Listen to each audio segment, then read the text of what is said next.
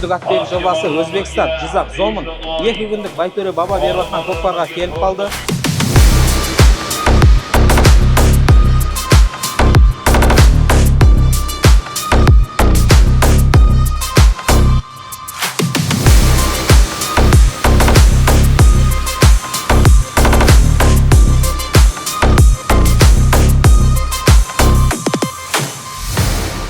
Bismillahirrahmanirrahim. Subhanallahi velhamdülillahi ve la ilahe illallah vallahu ekber. Ve la havle ve la kuvvete illa billahil aliyyil azim. Allah'ım mana shu o'tqazib etgan uloqlarimizni yaxshi o'tsin, palvonlarimiz yiqilmasin ilayim. Shu ihson berayotgan boy-boyamiz umri uzoq, tani joni sog' bo'lsin. Nimaki niyat qilgan bo'lsa, hammasini Alloh taolo ziyodasi bilan ijobat qilsin. Mana Qozog'istondan mehmonlarimiz kelibdi. Qo'y-qadami qutli bo'lsin. Har doim borishli, kelishli bo'lib shu uloq orqali mana shu qo'shni mamlakatlar bilan ham do'stligimiz abadiy bo'lsin. Mana Qirg'izistondan mehmonlar kelyapti. Hammamiz birgalikda bo'lib, mehrli oqibatli bo'lib, nimaki niyatlarimiz bo'lsa, hammasi yaxshilikka bo'lib ijobat bo'lsin.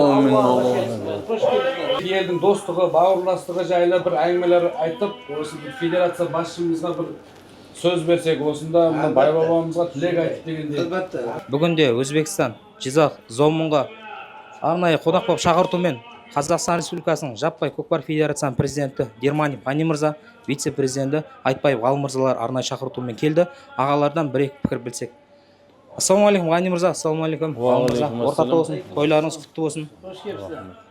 Ғани мырза, бүгінде екі елдің арасындағы достық қатынас біргелесіп, жаппай көкпар дамыту барысындағы жұмыстар қалай, бұған деген көзқарасыңыз бүгінгі күнде айтып берсеңіз. Бүгінгі күнде Байтөре деген көкеміз, Байбаба дейді, ақсақалымыз осы жаппай көкпардың дамуына жыл сайын осындай керемет 3 күндік, 2 күндік үлкен ұлан асыр той беріп жатыр. Енді Средний Азияның осы ұлттық спортта именно осы жаппай көкпарымызға қызығатын халықтың бәрін басын қосатын жер бұл. Осы Өзбекстанда Замын деген жер, осы Өзбекстан, Қырғызстан, Қазақстан, Тәжікстан, Ауғанстаннан не деген аттарда келіп жатыр, не деген халықтар келіп жатыр. Осы бүкіл Средний Азияның басын қосып жатқан бай бабамызға рахмет. Осындай тойлар беріп, астар беріп, Құдай қаласа осы көкеміз мың жасасын. Но енді жаппай көкпарға айтып келсек, қазіргі таңда өте керемет байқап жүрсіздер. 4-5 жыл тәртіп бар, ережеміз бар. Бұрынғыдай анау жаппай көкпар, жабайы көкпар емес, қазір керемет, тамашаға да керемет, халықта демалуға, майопкаға келеді. Осындай кен далаға, осындай керемет жерге, осындай тамаша салымдарды. Енді берді салымға келсек, берді әр елдің батыр азаматтары, шабандоздарымыз жиналған. Солардың ішінде кім мықтысы, кім салым салады, кімнің аты мықты. Берді ат белгілер атын баптап, бағып алып келеді. Палуандар өздері тәжірибесін алып, шауып, тақымының күшін осындай елге кеп көрсетеді. Міне осы бүкіл елді жинап, осындай той жыл сайын беретін Байтөре көкемізге Алла разы болсын. Міне қазақ елінде де осындай дамып жатыр, осындай керемет тойлар көп болып жатыр. Былай айтсақ, аптасына 2-3 рет болып жатыр. Бірақ мына өзбек ағайын жерлес ең мықты номер 1 көкпар осы Байтөре көкеміздің көкпары. Осы жерге бүкіл Азия жиналамыз, осы жерде сұхбаттасамыз, ақылдасамыз, осы көкпарды қалай дамытсақ, осы көкпарымыз одан бетер қалай өркейтсек деп. Сол үшін мынау Средний Азия, мынау қазақ, қырғыз, өзбек бауырларымыз аттан түспесін. Қандай керемет аға. Ғалым мырза, бүгінде қазақта сөз бар ғой, атаның баласы болма, адамның баласы бол, бір ғана адамның еркесі болмай, бүкіл елдің бетке ұстар ұлы бол деп кешеде той бердіңіз. Тілектеріңіз қабыл бола берсін. Ғалым мырза, өзіңізге қоятын сұрақ, бүгінгі көкпар қалай өтіп жатыр? Бүгінгі көкпар көріп отырмыз, өте керемет өтіп жатыр. Салымдарды да жақсы атап жатыр. Мына жерде енді кісілер де көп болып жатыр. Көкпар әдемі шалып жатыр. Погодасы да, ауа райы да керемет. Рахмет осы Байтөре көкемізге. Осындай көкпар жасап, елдің бәрін жинап той беріп жатыр. Ол кісінің 100-ден ассын да қаласа. Тек осындай тойда бас қоса берейік. Керемет той болып жатыр. Мен енді бірінші рет келіп отырмын мына тойға. Бұндай той көрмегенмін енді. Действительно мықты болып жатыр. Рахмет көкемізге. Алла разы болсын. Енді мынау осы тойымызға батаны беріп, мына Байтөре бабамыздың жиені осы жерде міне Байтөре бабамыз өзі тамашалап отыратын бейбіт залы. Бұл жерге кірген адамдарға да арманды, кірмеген адамға да арманды. Сол үшін Шарафетдин аға сізден бір бата болсын. Иә, бір бата. Davlatimiz tinch bo'lsin. Amin. Sog'lik bo'lsin. Amin. Hammani uyida shunaqa to'ylar bo'lsin. Bu Nayman eliga xush kelibsizlar, O'zbekistonga xush kelibsizlar. Amin. Nima yaxshi niyatlar bo'lsa, hamma shu do'stlik, davlatlarning do'stligi yo'qolmasin, abadiy bo'lsin.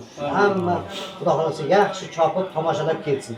Har yili kelish Xudo xolasa nasib qilsin. Sog' bo'lingizlar, salomat bo'lingizlar. Katta rahmat sizlarga. Sizga Alloh razı olsun. Amin. Hozirgi kelgan Muhammad Sodiqga.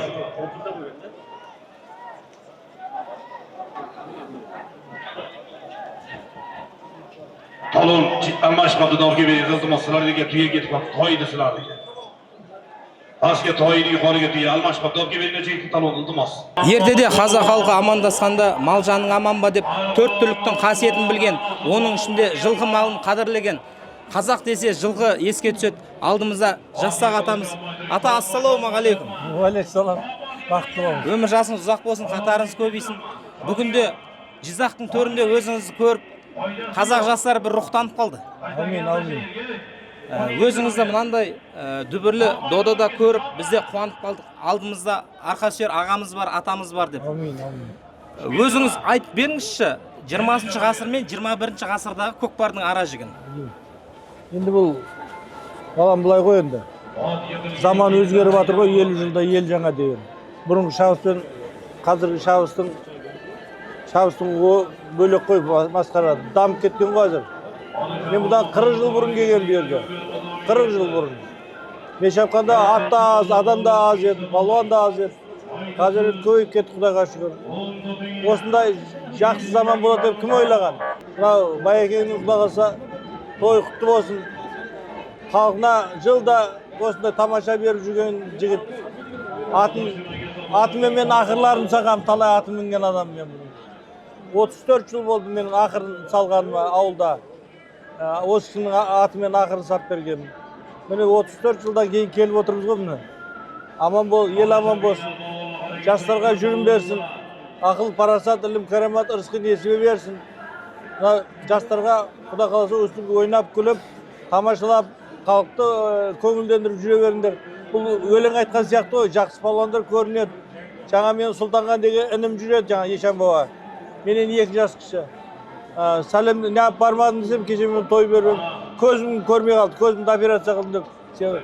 Сол айтпақшы, аман болыңдар. Елді ынтымақ бірлікке шақырып, Құда қаласа осындай жақсылық болуын насіп етсін барлықтарыңа да. Осы тірлікке тоба дейік. Бұрынғымен салыстырмайық. Теңестірме мұхит суын теңізбен, теңестірме арықтардың семізбен, жалғыз аттың шағы шықпас деген бар, теңестірме жалғыз ізді онызбен депті. Осындай жақсы болу үшін бірігуіміз керек. Бір жағадан басып, бір жерінен қол шығарып, ел болып, жұрт болып, осындай тамашаны көбейтуіміз керек. Мынау ақыл жастан деген сіздерге ақыл берсін. Құда қаласа, міне жақсы ойнап күліп, 5 күнді жалғанда бір әдемілігі өткізе берулерін сұраймыз. Бүгін мына Байекеңнің істеп атқан тойы құтты болсын, баршамызға жұғысты болсын. Айтады ғой, ат араздық ағайынды тас еткен, ат жоралғы дұшпаныңды дос еткен, мыңдап жылқы айдағандар мәлімсіз, жалғыз аты кедейіңді паш еткен. Әңгіме осы айналайын туғандар, атың барда, той думалақ думан бар, топтан озған тұлбарыңды қадірлеп, ел басқарған сұңқарын сыйлаңдар деп. Мына патшаман болсын, білесіздер Тоқаев мына Шауқатқа алтын бергенін, гауһар тәж бергенін білесіздер ғой, медал. Ол сыйластықтың арқасы. Кім мәңгілік дейсің? Мәңгілік ешкім жоқ, сол сыйласып өтіңдер. Ел аман болсын, мына диқаншылықтарға, кәсіпкерлеріңе, шаруашылықтарыңа береке берсін. Амин, ата. Ынтымақ бірлік болсын, тыныштық болсын. Ең жаман балдарың біз сияқты палуан болсын, ел билесін, депутат болсын, елге қызмет қылсын да. Рахмет. Жалпы мына өзбекстандықтарға бүйік дәулет, Құда қаласа мынау Өзбекстанға, мұстақыл Өзбекстанға, Қазақстаннан жалынды сәлем. Осы елде 40-50 жылдан бері ат шабамыз. Міне жаңа балдармен бәрімен бірге енді оның балдары қалды да енді. Сол үшін мына той қыласын. Әлі көп тойларды көресіздер, Құда қаласа заман тыныш болсын. Аманшылық пен қауышуды нәсіп етсін. Байекеңді көрген жоқсыз, көрсек нәсіп болса, көріп өтеміз. Шабандоз болу үшін адам бойында қандай қасиет болу керек? Өзіңіз аңыз адам ретінде айтып берсеңіз. Мен өзім ойлаймын, елді сүю керек, көпті сүю керек, көпке қызмет қылу үшін бір адаммен екі адамнан шектеліп қалмау керек. Мен 20 атқа шейін шаптым, ол мақтаныш емес. 20 адамның көңілін жай қылдым. Қанша адамдар жаңа тойлық қылса маған болельші кетіп жүрді сол кездерде. Осы ел үшін туғандар, мына бала ма, қария ма, орта ма, соны бірдей сыйлау керек. Соңғы еңбекпен, осы еңбектен отыр ғой, еңбегінің қызығын көрсін. Баланы жастан, қатынды бастан деген әңгіме бар бұрыннан. Жас балаға жақсы тәрбие беру керек, жақсы сөйлеу керек ол, жақсы жұмыс істеу керек, халқына пайда келтіру керек. Еңбекпен ергу керек деп, сонда құда қалса өсеміз. Ат мініп, шамашылап құда қалса, бай бақуат мемлекет боламыз баламыз. Пейілді кеңге санап, жомарттық деген содан шыққан. Пейілді кен. Айтады бір, мен немерем айтады оны. Ынтымаққа қашанда мердігерміз. Тек биікке самғауға ентігерміз. Отан үшін от кешіп жан беретін батырлыққа бас сұғып көндігерміз. Ақындық тағы да бар қанымызда. Ақыл мен нақыл сөзді өргізерміз. Абадан қасқыр текті болғаннан соң Алла деп адыраны кіргізерміз. Қариясы 5 уақыт намазын түгендеуде батасына қол жайып жөн түзерміз. Әжелері ерлік жайлы аңыз айтса, арқаланып тұлпар баптап ертізерміз. Жырымен өз бесігін өзі тебіп, жауы болса тәубесіне келтірерміз. Пейілді кеңге санап жомарттық қып, жаратушы жар болсын деп жүреміз. Әйелдері жерік көп жолбарысқа, еркектері арыстан болып жүреміз. Себебіз қазақпыз, қазақта қоңырат оразгелділерміз деп тұр. Немерем. Бақытты болыңыздар. Пейілді кеңге санаңыздар. Біз көрген азаматтар бұл жерде қалмапты. Бірді жарым болмаса, соның балдары жүр әзір. Сол үшін мына айтады ғой атам қазақ. Жанымен бүкіл тәніммен сүйемін сені өз елім. Сен үшін отан жанымды құрбандыққа шаламын. Қуаныштығы қайғылы қасіретіңде біргемін. Ерлерді жерге қаратқан сор емеспін елімнің. Дұға оқимын жаратқан ашагөр бағын елімнің депті. Москвада оқып келген мен Жақия деген ағам. Сол айтпақшы оқымысты кісілер тыңдау керек. Оқымай білем деген болмай, сетпен суалғандай. Оқымай білемайсың. Құрық ішпен жақсы адам бола алмайсың. Біреуді екі бүктеп басқан менен. Жақсының қатарына қосылмайсың. Дүниені ұстап шашқан менен. Барына тоба қып, қанағат қып, ішмек, жемек, сүймек, күлмек бәрін шекарасы бар дейді. Шекарадан асқаннан кейін иісі шығады дейді. Сол шекараға шейін әрекет қып қалыңдар да кейін ар жағына ақылмен істеңіздер. Мына бүгінгі той барша қауымға жұғысты болсын. Байтөремен бірге шаптық, аттарын шаптым, бірге жүрдік. Талай жерде, талай тойында болған бұрын. Міне 40 жылдан кейін келіп отырмын бұл жерде, 40 жылдан кейін. Бізде еңбектен жүрдік, еңбекпен. Мадияр бүгін шапқанды айтсаңшы. Мадияр деген жерде өте жас еді ол, менен көп жас қой. Ол енді қиямет сұлдығы, жаңа Сұлтанған деп отырмыз, о да әрекетшіл. Өте ақылмен көп істейді. Орақ балуан деген болған бұл жерде. Жаңа Елбек таудың төбесінен. Бұлардың бәрі керемет деп Есімхан деген балуан шықты. Нұржан, Алекбар, сол заманның дәулері болды. Ерғали, Оспан, міне құда қалса олардың Әбілхан міне 9 дүркін чемпион. О да өте бір керемет. Ол кісінің салмағының өзі 150. Ол кереметтей шапқан ол кісіде. Шымырбай, Үсен деген. Барымен бірге жүрдік айналайын. Ғапур менің қайын. Ғапур болды, я. Енді оларды айтып жеткізе алмаймыз. Қазіргі тарихпен ишаға барамайсыңдар. Бұрыннан кәулеп, артынан, астынан неғыңдар. Бұны өтірік айту, ұрлық қылу.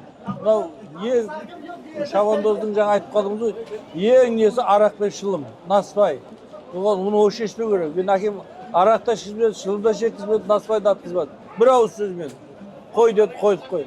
Әкені тыңдау керек. Ата сөзі қасиетті киелі, ата сөзі жанға жайлы тиеді. Ата сөзі өміріңе өнеге, ата сөзі тек шындықты сүйеді дейді. Шындықпенен барамыз біз, арғы құда қаласа. Ақырымызды берсін, бақытты болыңыздар. Біз жасымыз келді, ендігінде неғанда біз айнып қалуымыз мүмкін. Сұлтанға жүр, көзден кеттім, құлақтан кеттім. Бізде кетіп қалуымыз мүмкін, бәндамыз ғой. Мен ана Бердібек Сапарбаев бірге оқамын. Министрмен бірге оқамын адамын. Мен күшпен кеттім де, бұяқтың бәрі қап кетті. Сол айтпақшы, оқымай білем деген сеткімен солғандай. Оқу керек, күнделікті, дайындалу керек. Сол жаттығымен бірге кітапты жаттау керек. мен айтарым жастарға. Bir сөйлесеңде жақсы сөзді жатта. Жақсы сөз жарымыз, жақсы сөз жан азығы деп бекер айтпайды. Талай ақсақалдармен бірге болдық, геройлармен бірге болдық. Өте бір солардың қасына барып отырып алып тыңдайтын тұғын. Сіздер де мені кепсіздер, рахмет айналайын. Ата, бүгінде өзіңізден кейінгі өскелең ұрпақтың қазіргі шабандоздардың бойындағы рухты қалай сезінесіз? Адам бір жақты болмау керек қой. Жүйітке жеті өнер аз дейді. Бір жақты шабандоз.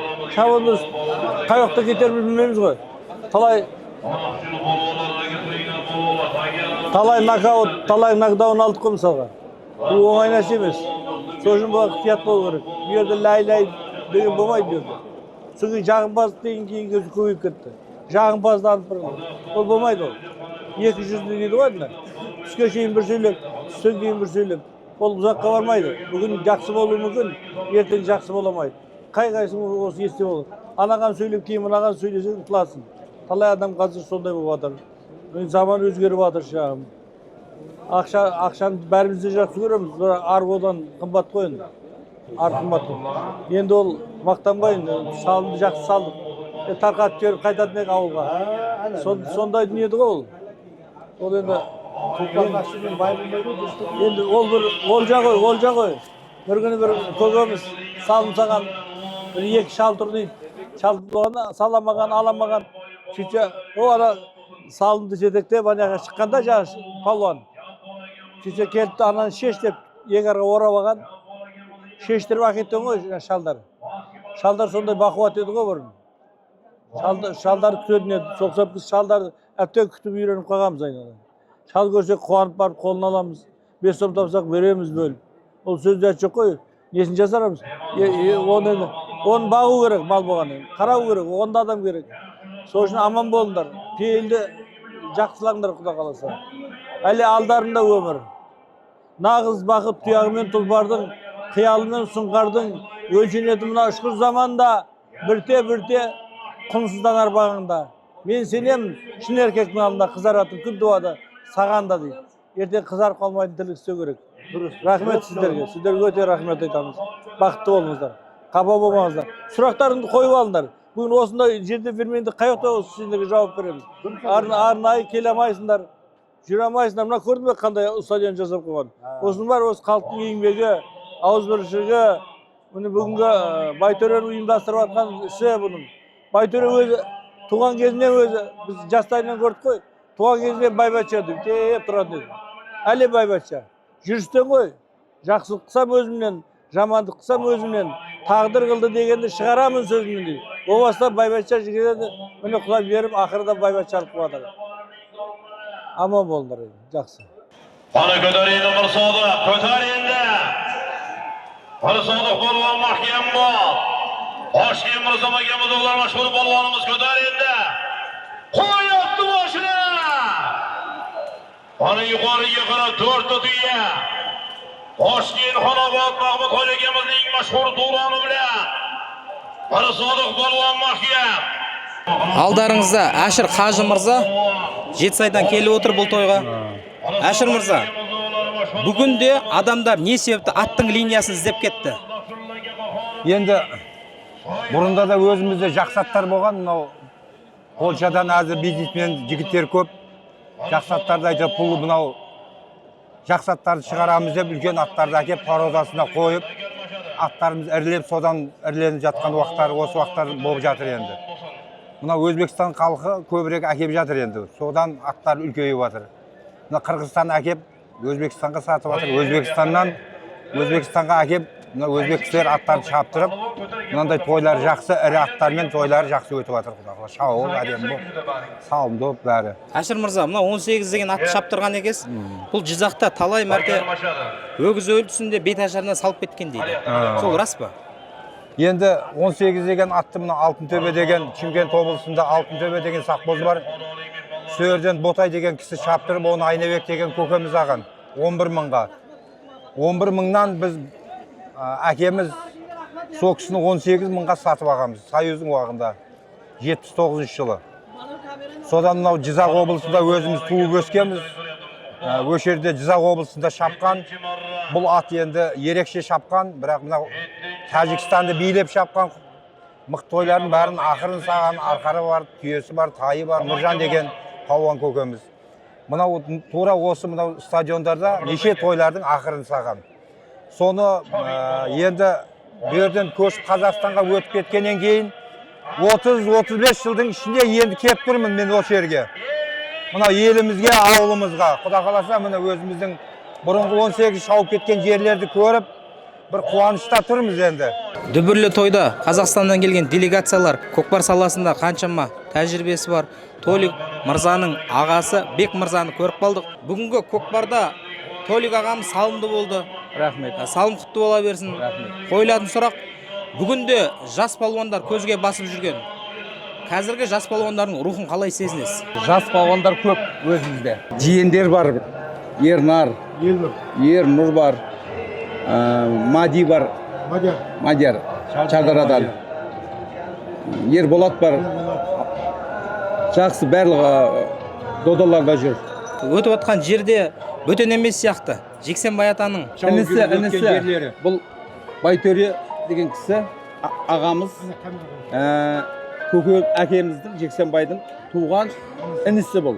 қандай палуандар салымды болып салым салып жатыр.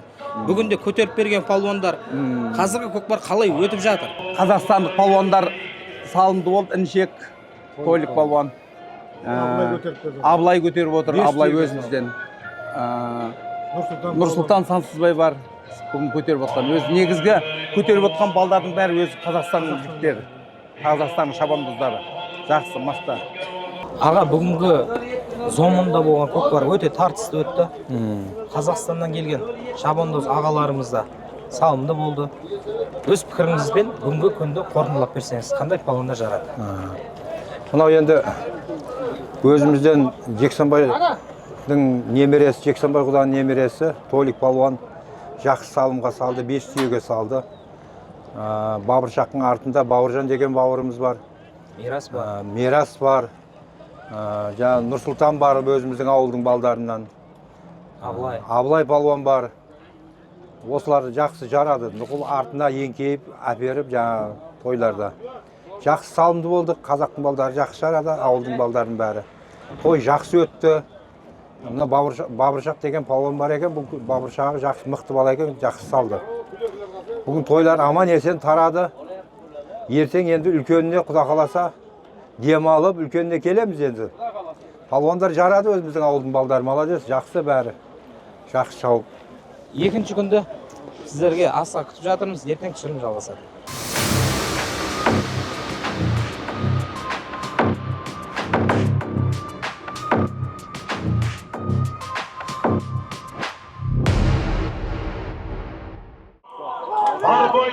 Sovetskiya, Qozog'iston, Sulton Nayman, Mayski, Rahmonquli Osmonqulskiga,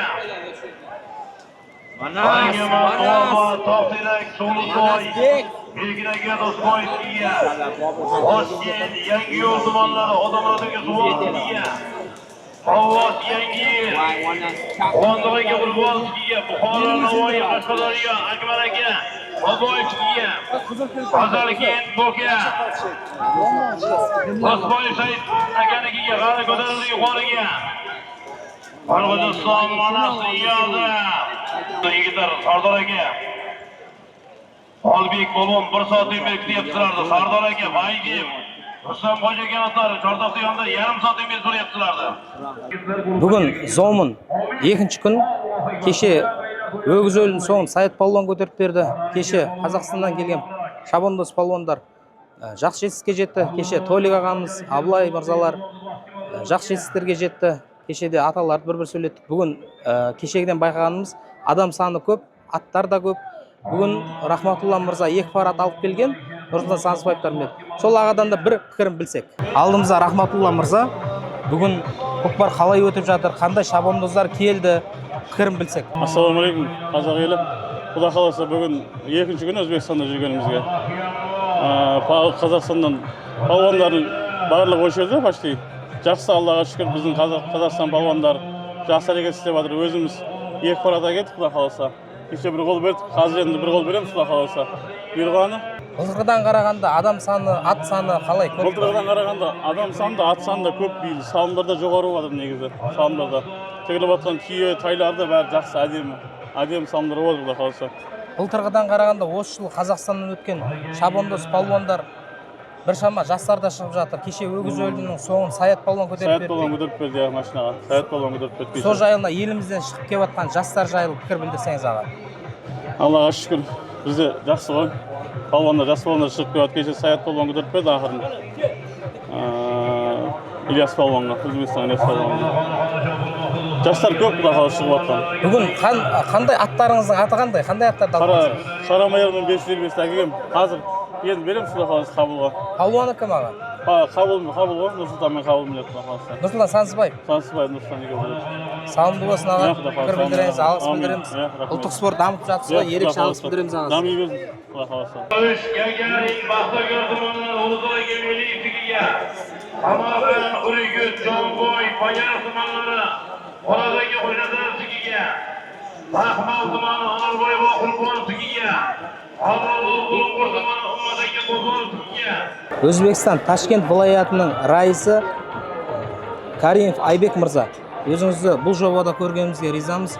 Рахмат. Бүгінде Өзбекстанда ұлақ көкпары қатты дамып жатыр. Азия мемлекеттері бойынша зомында өтетін көкпардың салым қоры өте қомақты. Бүгінде сіздерде көкпар қаншалықты реважландырып жатыр? Бізді avvalambor assalomu alaykum. Xush kelibsizlar O'zbekistonga, O'zbekiston Respublikasiga. Bizning O'rta Osiyo, mana 5 ta davlat O'rta Osiyoda Qozog'iston, Qirg'iziston, Turkmaniston, Tojikiston, Afg'oniston, O'zbekistonda bizning uloq ko'pkari avjida, juda rivojlanib boryapti.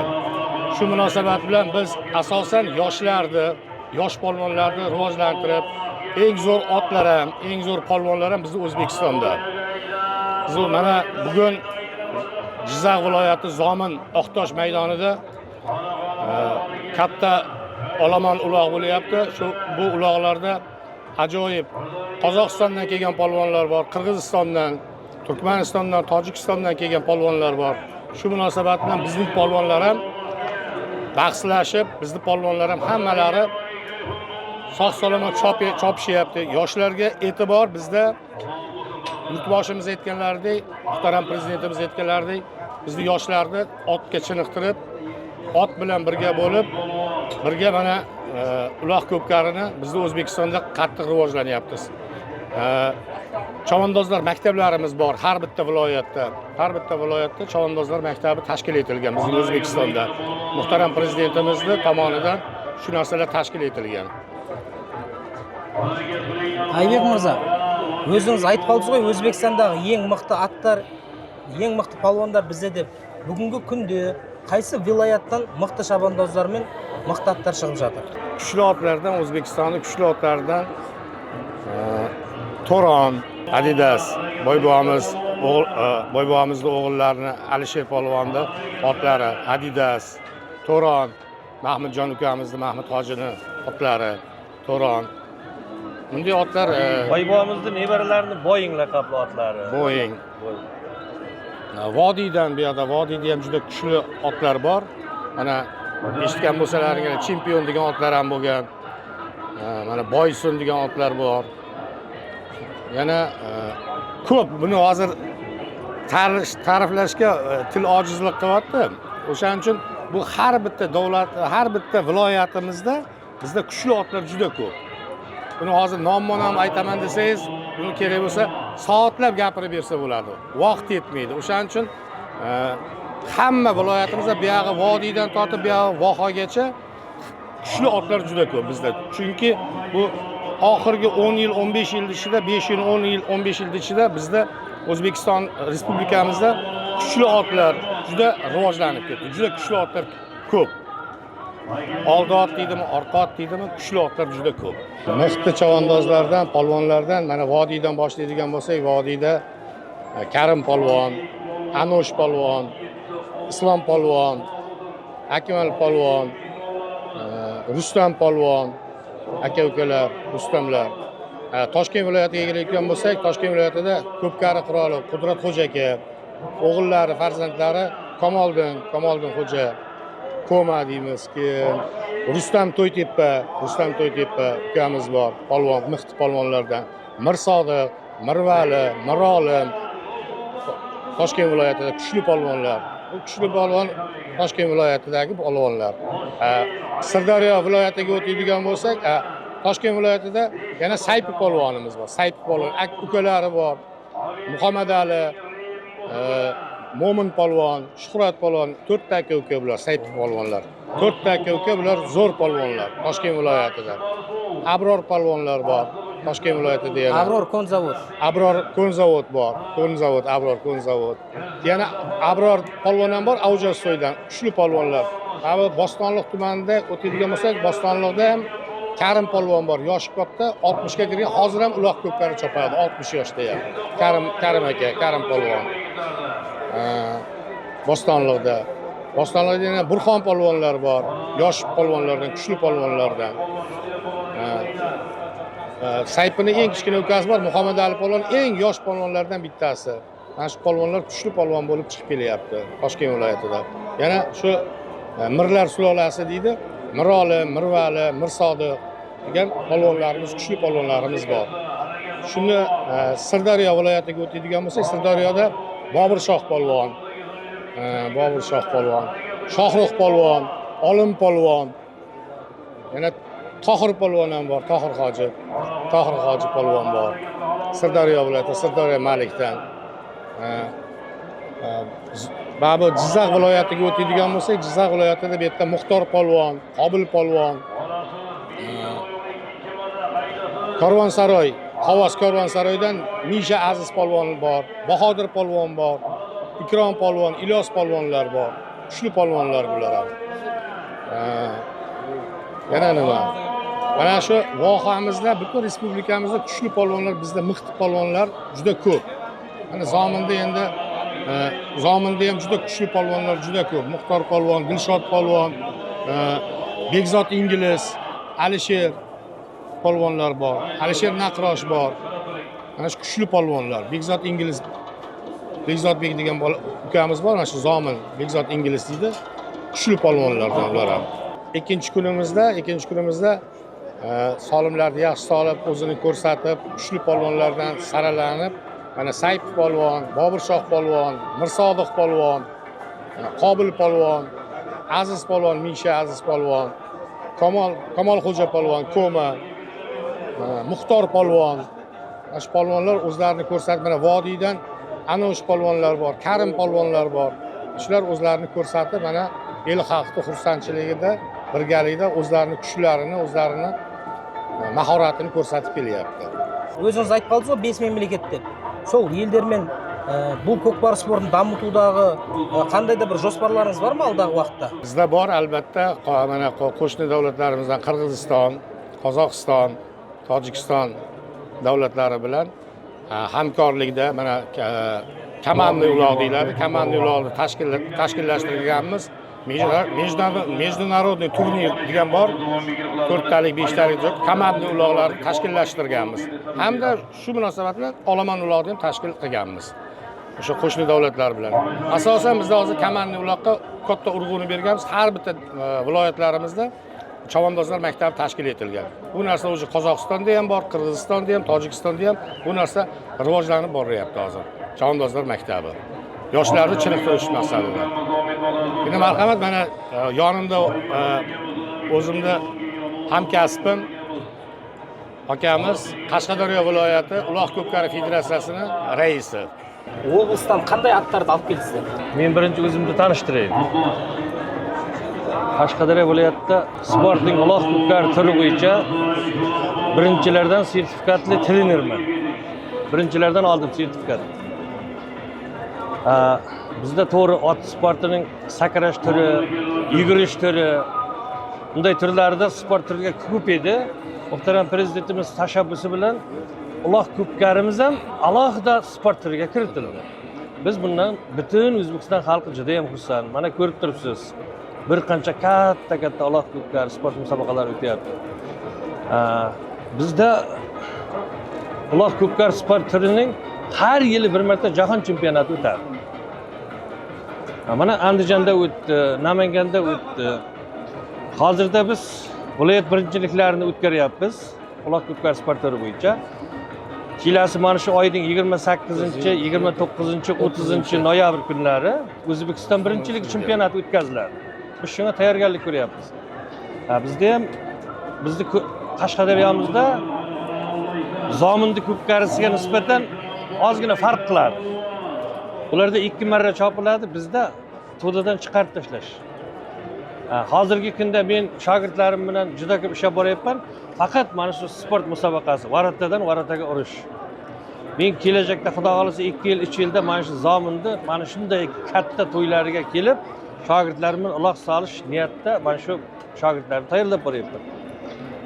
Juda ham ot sporti bizda rivojlangan. Har kuni uloq, Xudoga shukr. Bu nimadan dalolat beradi? O'zbekistonimizning tinchligidan, xalqimizning to'qligidan, to'y tomoshamiz ko'pligidan, muhtaram prezidentimizning shuncha sharoit qilib berib, bizga shu sharoitlarni yaratib berganligi uchun mana shu musobaqalarimiz tinimsiz o'tyapti. Xudoga shukr, chavandozlarimiz bizda ham Qashqadaryomizda O'zbekiston terma jamoasida qatnashadigan shogirdlarim bor. Muradulla chavandoz deydi. Mana xudo xolasa 29-30 kuni bo'ladigan chempionatda Qashqadaryoning uloq ko'pkar sport turi bo'yicha nimalarga qodirligini ko'rsatish niyatida hozir ishlab boryapman.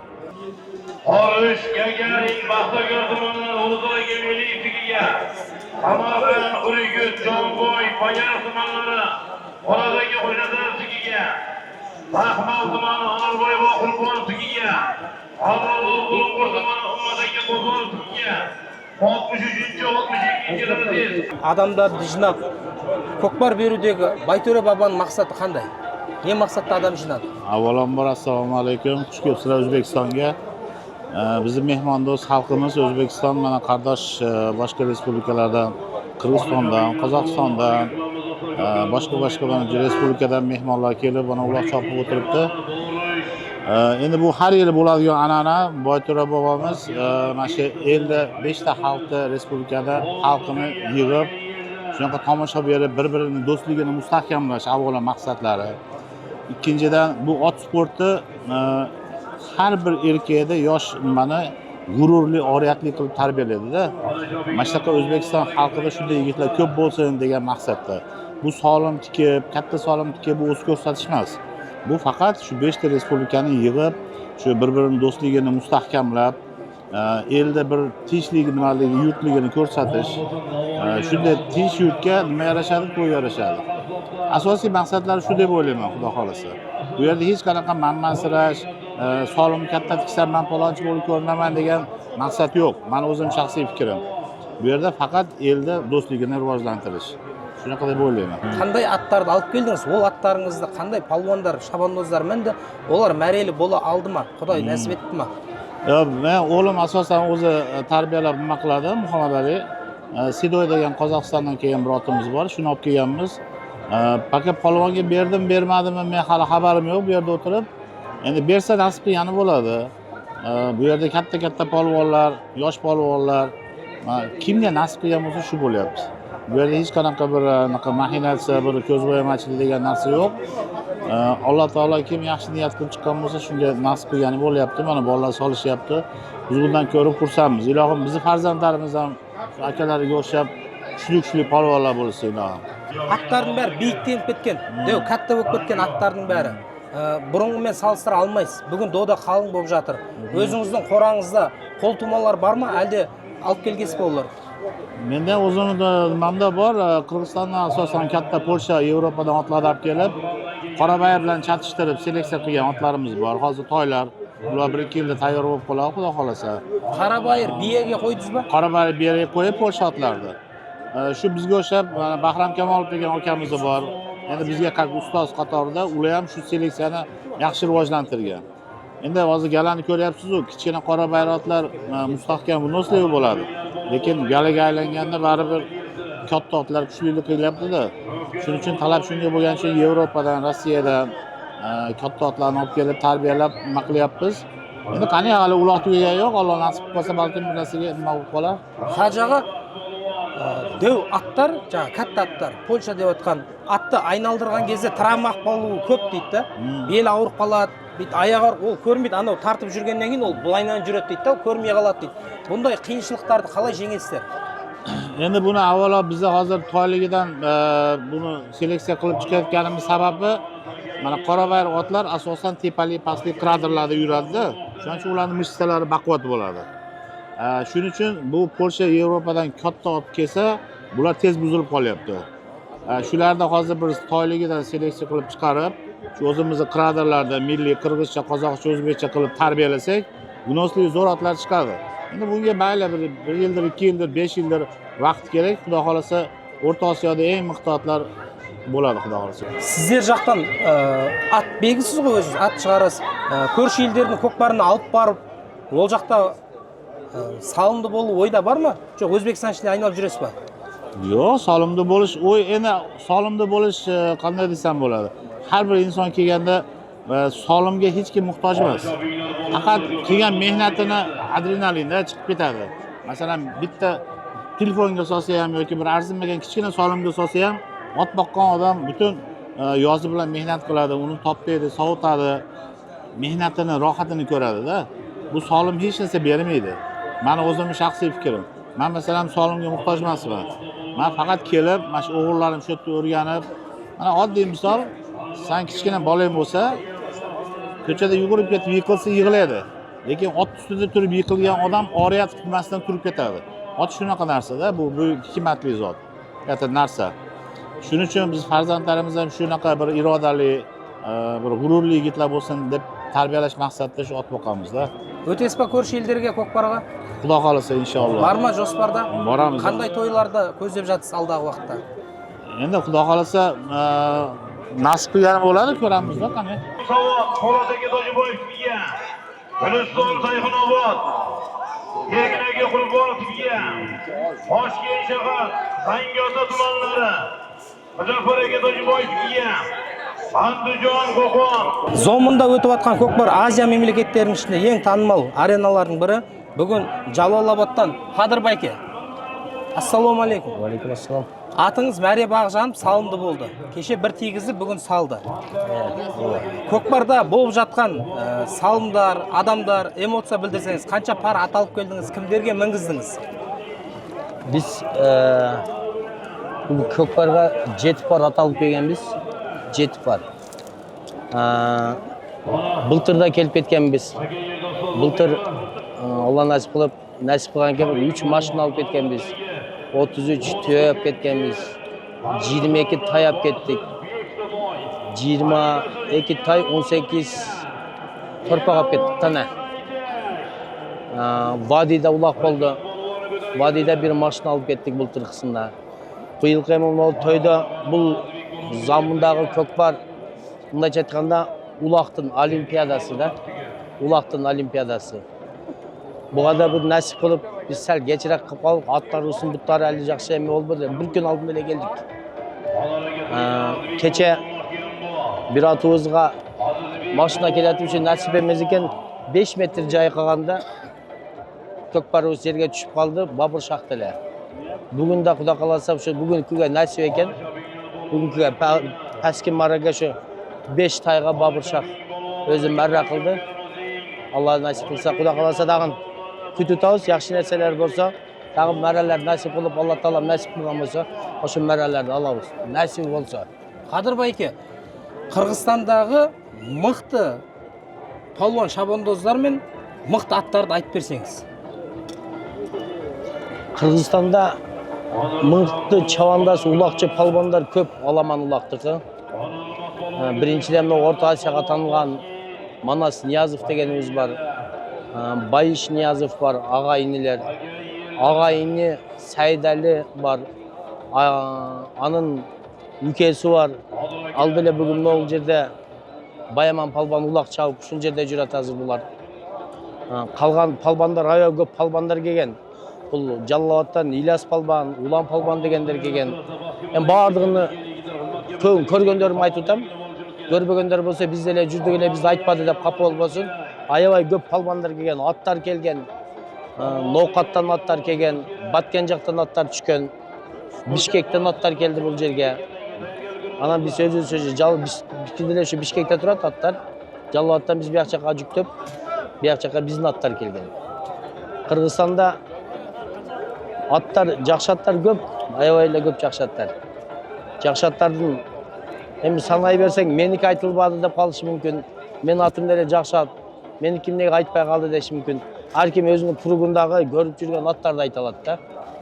Бізде мысалы біз өзіміз алып келген аттар Акула, Алибаба, Ураган, Искендер, ошол аттар келген. Бұл жерге Оштон Улукбек Ажы деген бар, галерея деп қойды. Анын жақсы жылқылары келген.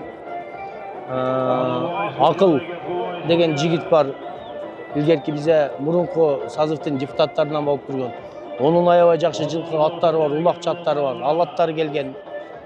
Палвандардан ошол Алайдын палваны, өзгөндөн балдар келген, Баткенден палван жигиттер келген. Бул жерде дагы ошо биздин Көкпарды алып барып жүргөн Кәрим Ажы деген бар.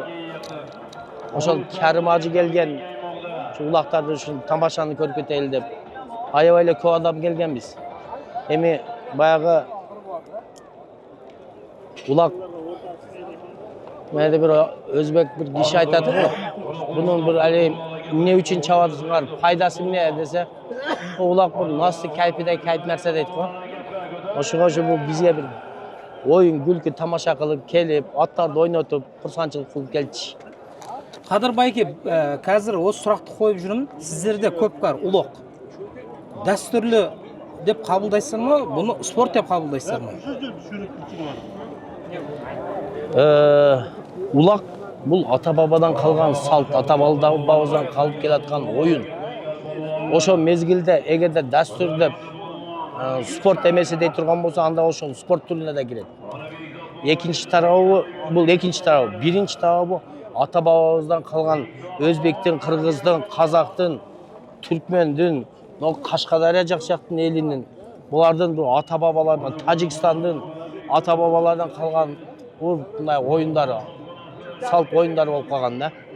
Бұны Наурызтарда, эми баягы мурун Наурызтарда тоолуу тараптар жиче суугураак болот.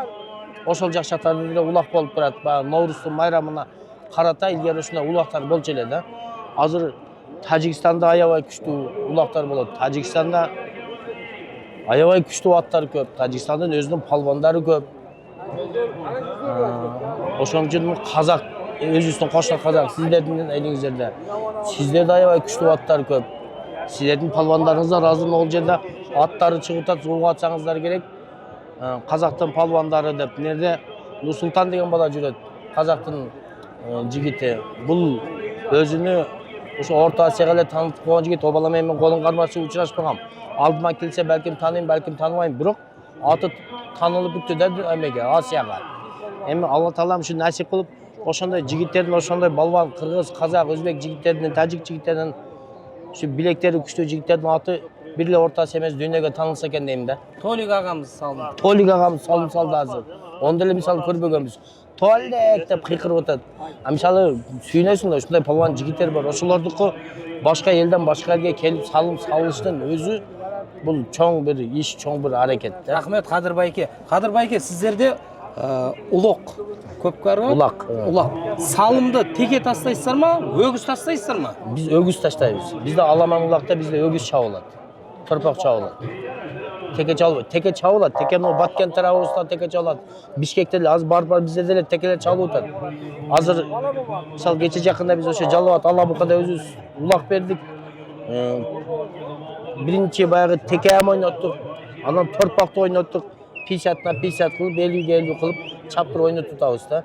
Потому что бизде көбүнчө ошо торпак салып жүргөндүгү үчүн мына Сейдалы палван, Баяман палваны булар Сейдалылар теке такымга көп эме кылбаган. Булар эменин торпактын палван жигиттери да. Алдына өңгөр болот. Манас эмелер. Аттын жалына таштап, эки бутты ашырып алган, анан иши чабып жүргөн балдар. Бул жерде кыйналып калып жатырмы? Жок, бул жерде кандай десем, ар ким баягы өзүнүн эмесинде да, бу жерде аттар тез. Şu takımdaş gerek atlar könüp kalgan biyaqtın emeleri. Minge koyup ketet biyaqta.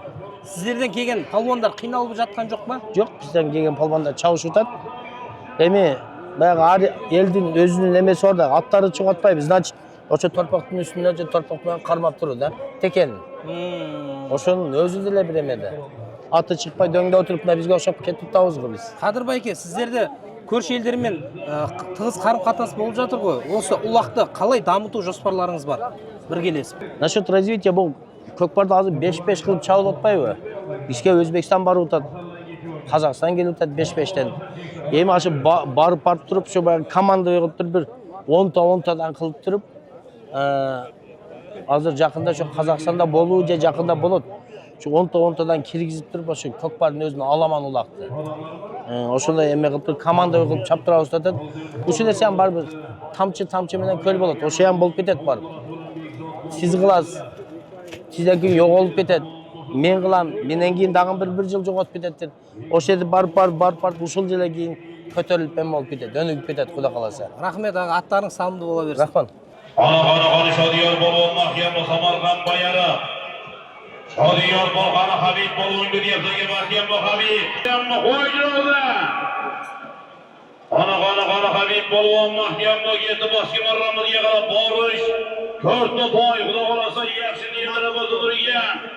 Көкпар қайнап жатыр. Қазақстан елімізден келіп жатқан Жанка ағамыз, әрі палуан, әрі тойбасшы.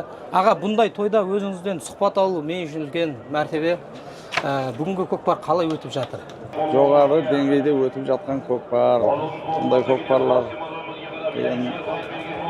жақсы, тамаша. Көкпар беріп жатқан байтөрі атамыздың ниет қабыл мұраты асыл болсын. Жылда осылай көкпар беріп, біз жылда келеміз. Басқарған уақыттарымда болған. Тамаша бұл кісіні енді айтамаймын. Өзіңіз осы той басқарудағы замандағы мен өзіміздегі басқарудағы айырмашылықтар қандай өзгешеліктер бар? Бұл жақтың көкпары жеңілдеу өтеді бізге қарағанда. Оны айтайын деп жатқаным, бұл жақтың той басшылары да бізден қайта сұрақ қойып жатады.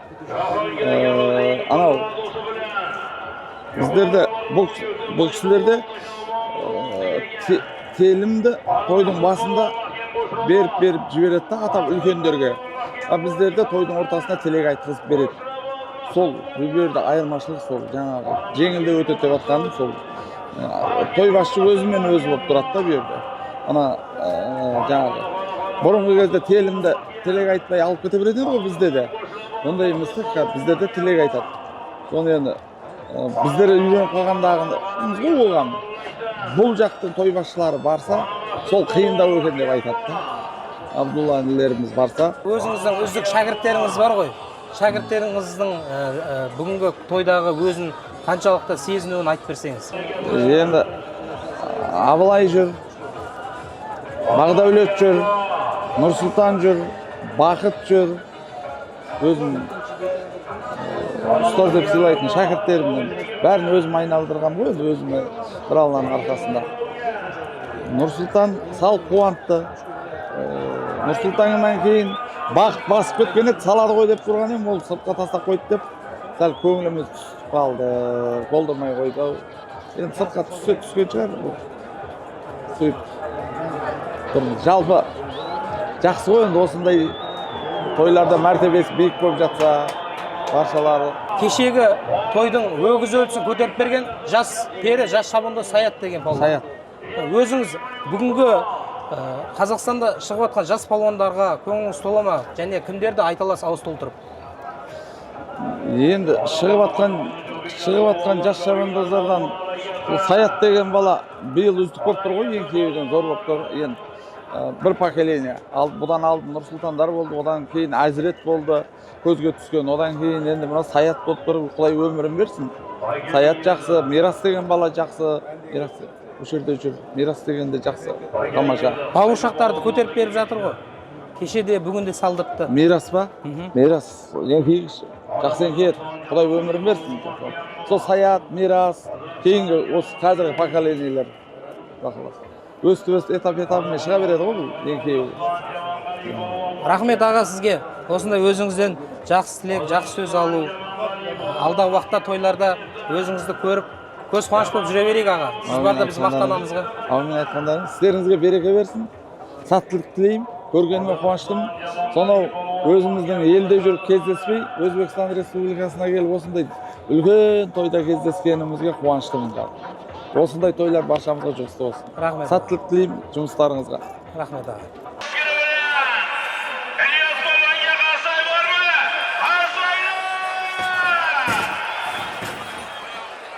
Екі күндік замында болған көкпардан көргеніміз, білгеніміз Толик ағамыз салынды болды, Нұрсұлтан бауырымыз салынды болды.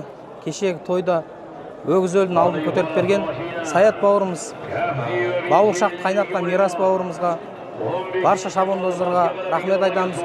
Үздік атбегі жобасына келіп кетуіне демеушілік еткен Кәкибос Дәурен мырзаға алғыс білдіреміз. Аттары мәре бағы жаным салынды бола берсін. Дәурен мырза, сізге өз ризашылығымызды білдіреміз. Үздік атбегі жобасын қолдап атқан Шүкірбеков Алмас ағама, және де Бағлан ағама, Әлімқұлов Нұрлан ағама, барлық ағаларыма өз ризашылығымды білдіремін. Осымен 2 күндік тойымыз тамам. Алда жақсы түсірілімдер болады. Каналға тіркеліңіздер, лайк басыңыздар. Сіздерге үздік атбегілерді, үздік көкпарларды көрсетуге біз дайынбыз.